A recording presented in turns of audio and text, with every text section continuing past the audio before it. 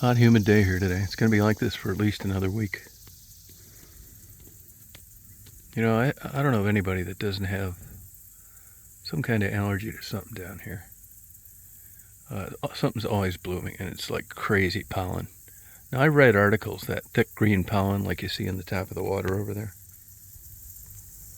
Allergists claim that has nothing to do with allergies because it's too heavy. It settles to the ground or on things shortly after it comes off the trees or flowers. I don't know. But I do know this. I'm always like have some kind of sniffling or something. Here we are, in the first third of August, and there's still just like stuff. God knows what it is. I didn't even know what it all was in Michigan. There's just crazy pollen in the air from, which is why bees thrive down here. Everything. This is stock pond's got like tons of huge fish in it. We used to feed them a lot. We don't feed them as much anymore because they're mostly like grown up. See a couple birds here, wood ducks, although they weren't here this last fall. There was a blue heron hanging around here for a while a couple years ago, but Canadian geese here and there, but just not too much. I think it's because when the wind's blowing the wrong way, these birds are pretty smart about where to land. Turkey vultures are like that too. They don't want to be taken off downwind in a stiff wind. They don't want to be trying to clear a 50-foot tree if something spooks them. So really their only out is that way. Unless across you're a mallard duck, which flies differently. You watch, they pop right up out of the water and fly almost vertically for a while. Where the other birds need a good run, trumpeter swans, Canadian geese, that kind of thing. So they're smart enough to not land in a place that they don't have a good out.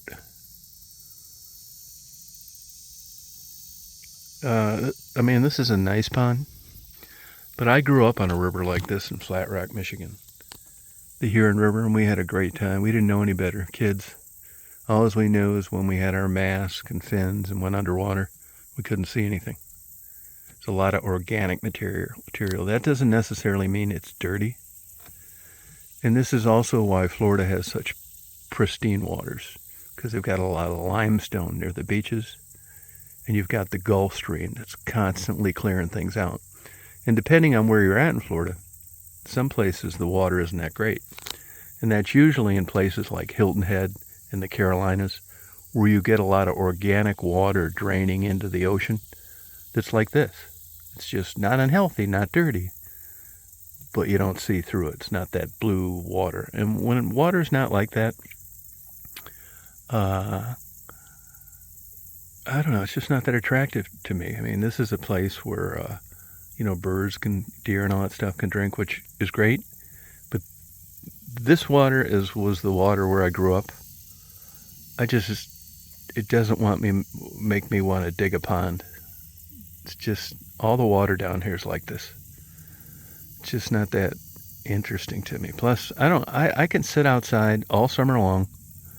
On my porch now, I have that big couch. And I bet since I've been down here, I haven't got bit by a mosquito 3 times. That's because there's no water around. And it's so hot down here, even when the waters are pools, like in a puddle or something, it's not around for long. I don't think it's usually around for a cycle of mosquitoes' eggs to survive, which is why there aren't any. It's nice. So there's no way I dig a pond down here. And this kind of water, unless it's like really fantastic and there's something you can't see without paddling in a kayak to it, I don't really have that much interest in doing anything in it. And actually, I don't know if you know this or not, but you hear about indigenous species, non-indigenous species, which are invasive. And if you go up to the Great Lakes, and even places like where I grew up, the Huron River, the zebra mussel, and everybody raves how clear the lakes are in the Great Lakes now compared to the old days. That's true. But you know what's happened? It's ruined the fishing industry. The water is actually too clear for sport fishermen. and it's a huge problem.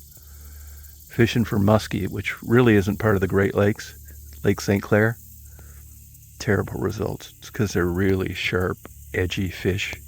They see the lure hit the water with a line attached to it.